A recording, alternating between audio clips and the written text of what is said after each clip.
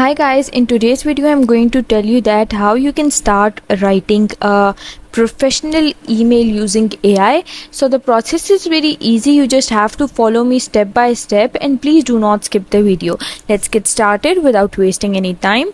So you can see there's this interface open on my screen which you can easily access for free by clicking the link in my description box.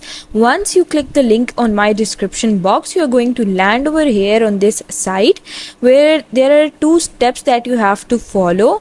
First step is that what is my audience. I'm going to just choose the one that is as an example for me, but you can choose the one that you want to write and then click continue. Now this is the second step. Here I have to provide key details for what my email is about.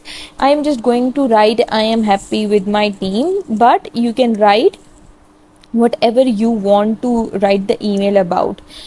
So when I write this, I'm just going to click create email, and then you can see that it will start generating my email for me, and you can see that it has generated it, and this is the professional email that it has written for me. And if you want something else in this, you just have to write that in the description box that was in the second step that I just used, and then you have to just click create and it will create your email for you, which you can just copy from here and paste in your Word document and use wherever you want it to be, or you can print it out or whatever you want to do.